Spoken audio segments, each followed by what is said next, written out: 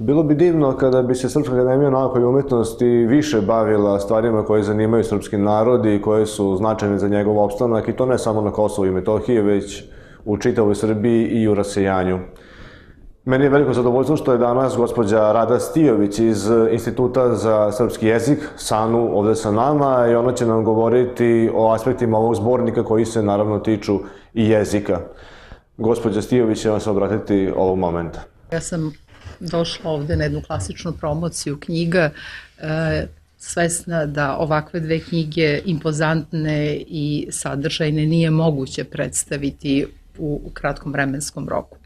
Ali sam želela da kažem šta je, bar po meni, bio osnovni cilj ovih knjiga, čiji je tematski okvir bio vrlo širok. One obuhvataju i književnost, istoriju, pedagogiju, psihologiju, sociologiju, filozofiju, arhitekturu, arheologiju, politiku, pravo, ekonomiju.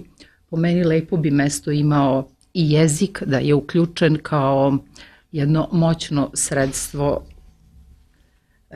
jedno moćno svedočanstvo o životu naroda na ovim prostorima i kao moćno svedočanstvo istorije zapravo jednog naroda. Dakle, mislim da bi bilo ovo dobro, ili ja bar ovu knjigu doživljavam kao početak jedne tradicije, jednog niza pisanja o problemima koje se tiču Kosova i Metohije radi širenja istina. Jer mi smo svedoci da smo zapravo satanizovani.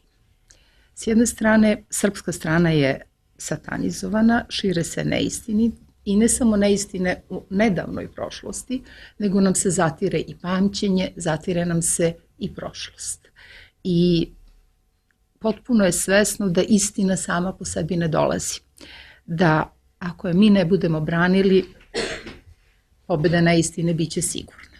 Znači, zadatak ovakvih zbornika, ovo je prvi i svih narednih, treba da bude širenje naučno utemeljene istine o životu na Kosovu i Metohiji.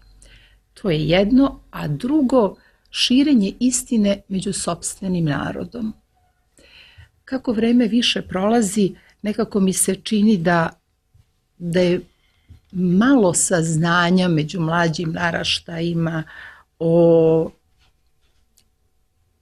Kosovu i Metohiji, o našoj prošlosti, o sopstvenom identitetu. Tako da bi to morao da bude dvostruki zadatak. Jedan zadatak je obaveštavanje sveta koji širi neistini, koji nas satanizuje.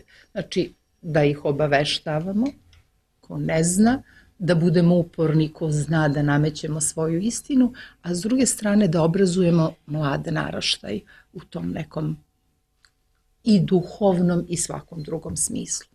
Zapravo tu kad kažemo u duhovnom i svakom drugom smislu, dopao mi se jako referat Mile Alečković, koja insistira na tome da ne možemo sačuvati materijalno dobro i bilo kakvo dobro ako se ne vratimo sa onog utilitarnog na onaj deontološki moral, zapravo na moralnost, na sagledavanje celokupnog problema sa moralnog stanovišta.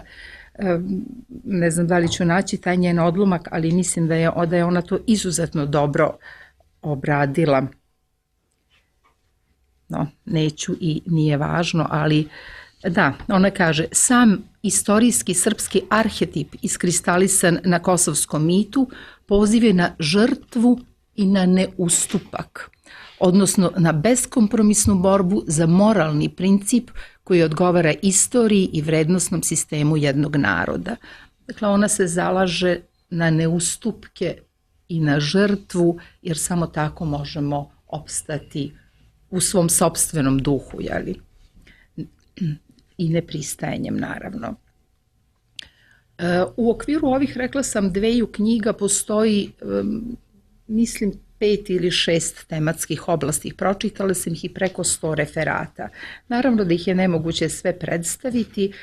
Oni govore, polovina prve knjige jesu istorijske teme i uglavnom se govori o prošlosti srpskog naroda. Tu dosta ima govora o srpskim spomenicima kulture. Nažalost, ovu knjigu s ovim divnim imenom bismo mogli nasloviti Raspeto Kosovo, jer je upravo sve u njoj raspeto. Sve je to uništeno, više je reči uništeno, razoreno, spaljeno, nego bilo šta drugo što se može naći.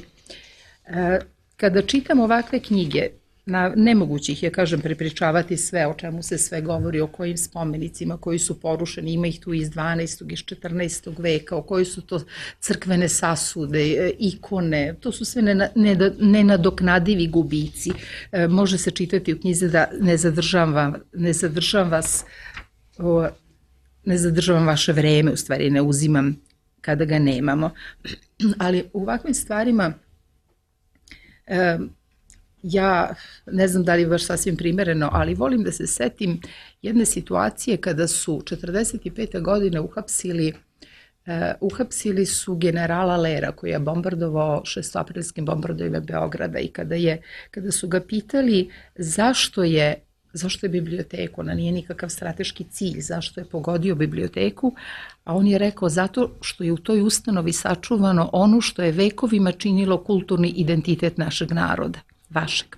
Zatim je trebalo da uništimo srpsku inteligenciju, obezglavimo vrh Srpske pravoslavne crkve, kao i kaluđere i monahinje srpskih manastira. Tek kada uništimo biblioteku i njih, Srbi se neće imati više oko čega okupljati. Dakle, ovo uništavanje naših duhovnih vrednosti nije slučajno i nije to samo puko divljaštvo albanskog. Ono je smišljeno da nas od glave satire. Znači, nije samo fizičko ubijanje, nego onaj duh koji ubio nama na ovaj način. To su Nemci znali, to su radili u Prvom svetskom ratu, to su radili u Drugom svetskom ratu. Bojim se da nam se tako nešto sprema uveliko i to je nešto protiv čega mi moramo da se borimo koliko god možemo.